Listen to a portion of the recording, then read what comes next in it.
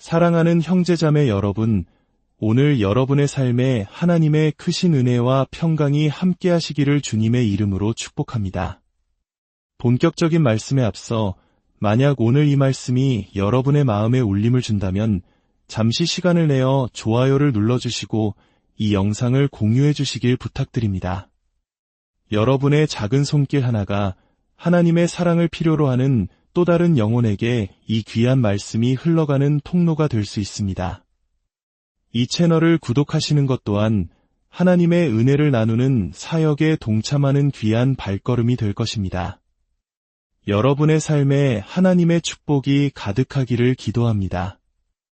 오늘 우리가 함께 묵상할 말씀은 구약과 신약에 걸쳐 있는 두 개의 본문입니다. 첫 번째는 시편 145편 14절에서 20절까지의 말씀이며 두 번째는 요한복음 15장 9절에서 15절까지의 말씀입니다. 먼저 하나님의 말씀을 경건한 마음으로 듣겠습니다. 여호와께서는 모든 넘어지는 자들을 붙드시며 비굴한 자들을 일으키시는도다. 모든 사람의 눈이 주를 앙망하오니 주는 때를 따라 그들에게 먹을 것을 주시며 손을 펴사 모든 생물의 소원을 만족하게 하시나이다. 여호와께서는 그 모든 행위에 의로우시며 그 모든 일에 은혜로우시시도다.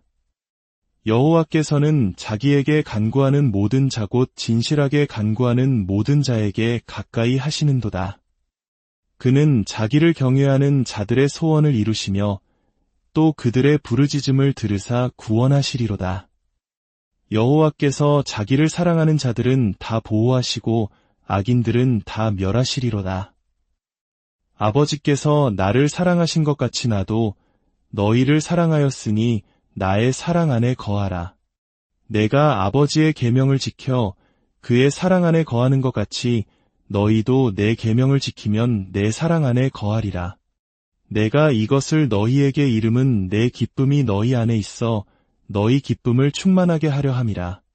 내 계명은 곧 내가 너희를 사랑한 것 같이 너희도 서로 사랑하라 하는 이것이니라.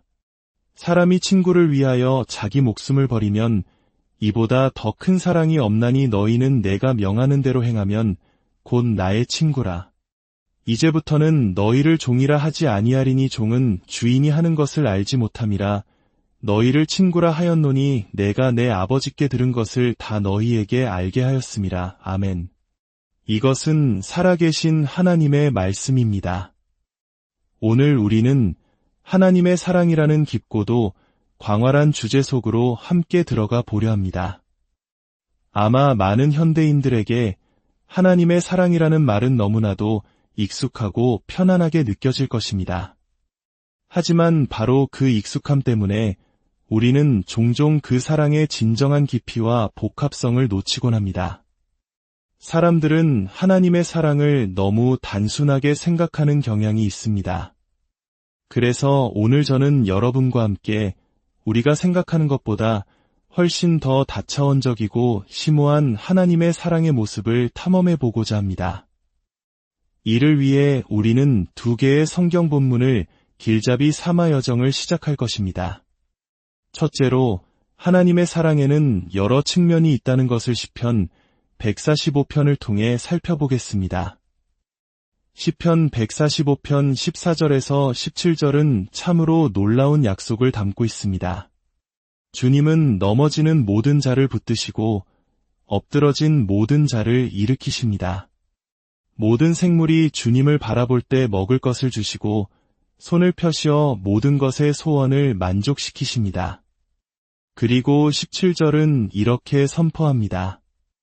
여호와께서는 그 모든 행위에 의로우시며 그 모든 일에 은혜로우시도다. 여기서 그 모든 일은 하나님이 만드신 모든 피조물을 향한 사랑을 의미합니다. 신학자들은 이것을 일반 은총의 사랑이라고 부릅니다. 하나님께서는 자신이 창조하신 모든 세계, 믿는 자와 믿지 않는 자를 포함한 모든 인류에게 지혜와 도덕적 양심, 그리고 아름다움을 누릴 수 있는 능력을 선물로 주십니다. 특히 인생의 어려운 순간에 하나님은 모든 넘어지는 자들을 붙드십니다. 이는 그들이 믿는 자이든 아니든 그들에게 인내와 희망, 역경을 이겨낼 힘을 주신다는 의미입니다. 이것이 바로 하나님이 만드신 모든 것을 향한 보편적인 사랑, 즉 일반 은총입니다. 그런데 18절부터 20절을 보면 분위기가 전환됩니다. 여호와께서는 자기에게 간구하는 모든 자 곧 진실하게 간구하는 모든 자에게 가까이 하시는도다. 그는 자신을 경외하는 자들의 소원을 이루시고 그들의 부르짖음을 듣고 구원하십니다. 자신을 사랑하는 모든 자를 지켜주십니다. 여기서 진실하게 간구한다는 것은 단순히 기도하는 행위를 넘어섭니다. 성경에서 누군가를 부른다는 것은 그를 의지하고 신뢰한다는 뜻입니다. 즉, 이 구절은 하나님께서 말씀 속에서 자신을 계시하신 그대로를 받아들이고 그분을 믿고 의지하는 사람들에 대해 말하고 있습니다. 그들은 하나님을 경외하고 사랑하며 하나님은 그들을 구원하십니다. 신학자들은 이것을 믿는 자들을 향한 특별하고 구원하시는 사랑이라고 부릅니다. 자, 보십시오. 하나님께서는 모든 피조물을 향한 일반적인 사랑을 가지고 계시며 동시에 믿는 자들의 삶에 임하는 특별한 구원의 사랑을 가지고 계십니다. 이 둘은 별개의 사랑이 아니라 하나님의 자비로우신 본성에서 나오는 사랑의 두 가지 중요한 측면입니다. 그리고 마지막으로 시편은 이렇게 끝맺습니다. 악인들은 다 멸하시리로다. 이 구절에서 우리는 하나님의 사랑의 복합성과 마주하게 됩니다. 잠깐만요. 17절에서는 하나님이 만드신 모든 것을 사랑하신다고 하지 않았습니까? 네, 그렇습니다. 그런데 20절에서는 그분께 반역하는 악인들을 향한 진노와 심판에 대해 말합니다. 이것은 하나님께서 사랑하시는 일부 사람들에게 동시에 그분의 진노가 머물러 있다는 뜻입니다. 이상하게 들릴 수 있지만 이 진리는 성경 전체에 흐르고 있습니다. 아마 성경에서 가장 유명한 구절일 요한복음 3장 16절을 떠올려 보십시오. 하나님이 세상을 이처럼 사랑하사 독생자를 주셨으니 이는 그를 믿는 자마다 멸망하지 않고 영생을 얻게 하려 하심이라. 여기서도 우리는 그 복합성을 발견합니다. 하나님은 세상을 사랑하셔서 아들을 주셨지만 바로 그 다음 구절들은 믿지 않는 자는 이미 심판을 받았다고 말합니다. 하나님이 사랑하시는 바로 그 세상 위에 동시에 하나님의 심판이 머물러 있는 것입니다. 이것이 모순처럼 느껴지십니까? 사실 그렇지 않습니다. 우리 인간의 경험에 빗대어 생각해 봅시다. 물론 모든 비유에는 한계가 있지만 도움이 될 것입니다. 만약 당신이 진정으로 사랑하는 사람이 자기 파괴적이고 불법적인 길로 빠져들어 자신과 주변 사람들에게 씻을 수 없는 상처를 주고 있다면 어떻게 하시겠습니까? 첫째로, 당신은 분노할 것입니다. 왜 분노합니까? 그를 사랑하기 때문입니다. 그를 사랑하지 않는다면 그저 안타깝다고 생각하고 말겠지요. 하지만 당신은 그를 사랑하기에 그가 망가져가는 모습에 가슴이 찢어지고 분노가 치밀어 오르는 것입니다. 사랑과 분노는 함께 옵니다. 그리고 당신은 고통스럽더라도 그와 맞설 것입니다. 만약 그가 듣지 않는다면 그 사람에 대한 사랑과 그가 상처 입히는 다른 사람들에 대한 사랑 때문에 당신은 그를 경찰에 신고할 수도 있습니다. 왜냐하면 가해자가 계속 죄를 짓도록 내버려 두는 것은 결코 사랑이 아니기 때문입니다. 그것은 그 자신에게도 주변 사람들에게도 사랑이 아닙니다. 이처럼 사랑과 거룩한 분노, 즉 진노는 완벽하게 함께 갈 수 있습니다. 불완전한 우리에게도 그렇다면 완전하신 하나님 안에서는 이 두 가지가 완벽한 조화를 이룹니다. 하나님은 자신이 만드신 모든 것을 사랑하시지만 믿는 자들을 위한 특별한 사랑을 가지고 계시며 악을 행하며 돌아서는 자들을 반드시 심판하십니다. 만약 우리가 이 복합성을 무시하고 하나님의 사랑을 한쪽으로만 치우쳐 생각한다면 우리는 심각한 오류에 빠지게 됩니다. 하나님의 사랑이 단지 모든 피조물을 향한 일반적인 사랑뿐이라고 생각한다면 하나님은 그저 모든 사람을 일반적으로 좋아하고 누구에게도 화내지 않으며 결코 심판하지 않는 길들여진 신으로 전락하고 맙니다. 반대로 믿는 자를 향한 특별한 구원의 사랑만이 진짜 사랑이라고 생각한다면 하나님은 우리만 사랑하고 다른 모든 사람들은 경멸하는 편협한 신이 되어버립니다. 오늘날 대중문화 속에서 교회는 종종 이 두 가지 극단적인 모습, 즉 모든 것을 포용하지만 진리가 없는 넓은 교회와 우리만 옳다고 주장하며 세상을 향해 문을 닫는 좁은 교회로만 비춰집니다. 왜 그럴까요? 성경이 말하는 풍성하고 다차원적인 하나님의 사랑을 온전히 붙들지 못했기 때문입니다. 둘째로, 그렇다면 하나님의 사랑의 본질은 무엇일까요? 요한복음 15장은 우리에게 그 핵심에 대한 깊은 통찰을 줍니다. 예수님께서 십자가를 지시기 전날 밤 다락방에서 제자들에게 말씀하십니다. 너희도 내 계명을 지키면 내 사랑 안에 거하리라. 내가 이것을 너희에게 이름은 내 기쁨이 너희 안에 있어 너희 기쁨을 충만하게 하려 함이라. 예수님은 단순히 우리의 순종을 원하시는 것이 아닙니다. 순종은 목적이 아니라 수단입니다. 그분이 진정으로 우리에게 원하시는 것은 무엇입니까? 바로 우리의 기쁨, 그것도 충만한 기쁨입니다. 생각해 보십시오. 우리가 진정으로 누군가를 사랑할 때 얻는 가장 큰 기쁨은 무엇입니까? 바로 내가 사랑하는 그 사람에게 기쁨을 줄 때 느끼는 기쁨입니다. 그 사람이 행복해하는 모습을 보며 내가 행복해지는 것, 이것이 사랑의 본질입니다. 하나님의 사랑도 이와 같습니다. 신학자 J.I. 패커는 하나님의 사랑은 그분 자신을 우리의 안녕과 동일시하는 것을 포함한다고 말했습니다. 하나님은 그분의 마음을 우리의 마음에 묶으셨습니다. 그분은 우리와 자신을 너무나도 깊이 동일시하셔서 우리가 번성하고 충만한 기쁨을 누리지 않으면 그분도 행복하실 수 없는 지경에 이르셨습니다. 이것은 우리가 흔히 사랑이라고 부르는 감정과는 정반대입니다. 플라톤은 인간의 사랑을 결핍의 자식이라고 했습니다. 우리는 우리에게 없는 것, 우리의 필요를 채워줄 것 같은 사람에게 끌립니다.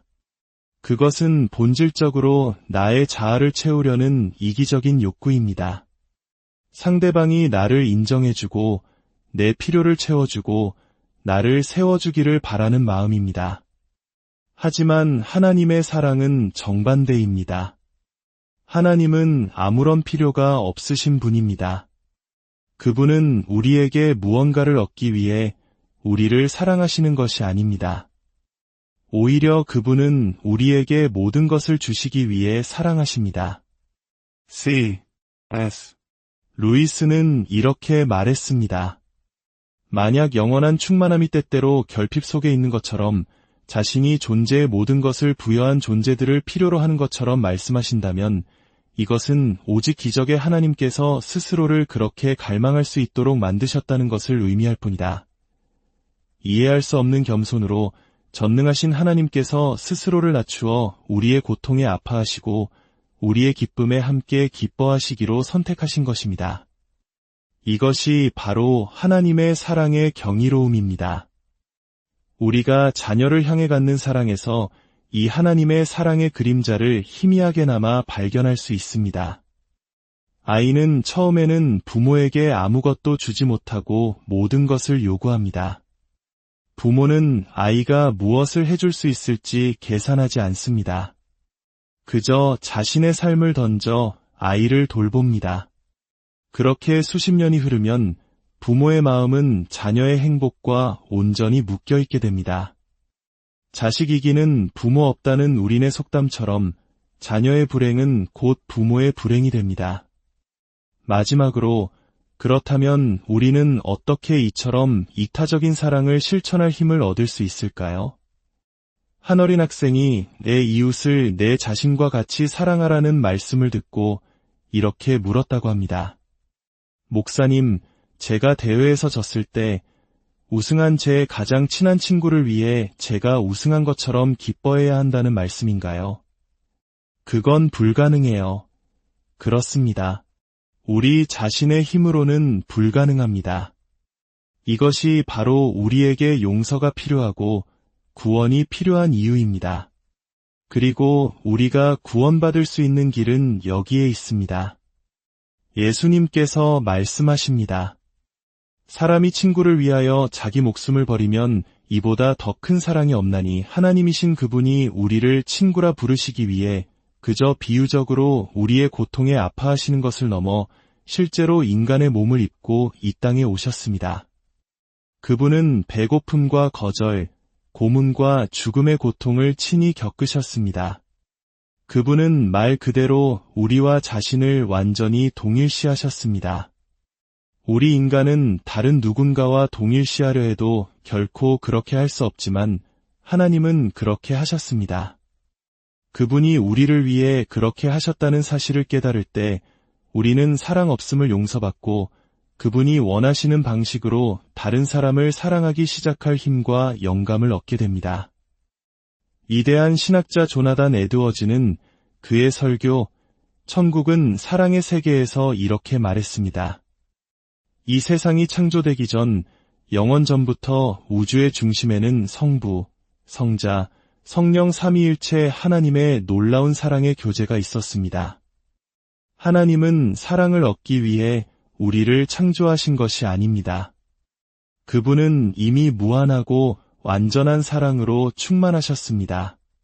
그분은 그 사랑을 우리와 나누시기 위해 우리를 그 사랑의 교제 안으로 초대하기 위해 우리를 창조하셨습니다. 우리가 죄로 인해 그분에게서 멀어졌지만 그리스도의 구속이 완성될 때 우리의 미래는 사랑의 세계가 될 것입니다. 천국은 사랑의 세계입니다. 사랑하는 여러분, 이 사실을 기억하십시오. 우주의 중심에는 차가운 공허가 아니라 당신을 향한 뜨겁고 인격적이며 희생적인 사랑이 있습니다. 그 사랑이 오늘 당신을 붙들고 있습니다. 그 사랑이 당신의 과거를 용서하고 현재를 동행하며 영원한 미래로 당신을 초대하고 있습니다. 이 복잡하면서도 심오하고 장엄하면서도 개인적인 하나님의 사랑을 온전히 받아들이고 그 사랑 안에서 참된 기쁨을 누리며 그 사랑을 세상에 전하는 복된 삶을 살아가시기를 주님의 이름으로 간절히 기도합니다. 함께 기도하겠습니다. 사랑의 하나님 아버지, 오늘 저희에게 하나님의 사랑이 얼마나 깊고 넓으며 다차원적인지를 깨닫게 해주시니 감사합니다. 때로는 이해하기 어려운 그 사랑의 복합성 속에서 당신의 거룩하심과 공의, 그리고 변함없는 자비를 발견합니다. 스스로를 낮추어 우리의 고통에 동참하시고 우리를 친구 삼아주신 예수 그리스도의 희생적인 사랑에 감격합니다. 저희의 이기적인 마음을 용서하여 주시고 받은 그 사랑으로 서로를 사랑하며 살아갈 힘과 지혜를 더하여 주시옵소서. 우리의 삶이 이 삭막한 세상 속에서 천국의 사랑을 미리 보여주는 작은 증거가 되게 하여 주시옵소서. 이 모든 말씀, 우리를 영원히 사랑하시는 예수 그리스도의 이름으로 기도드립니다.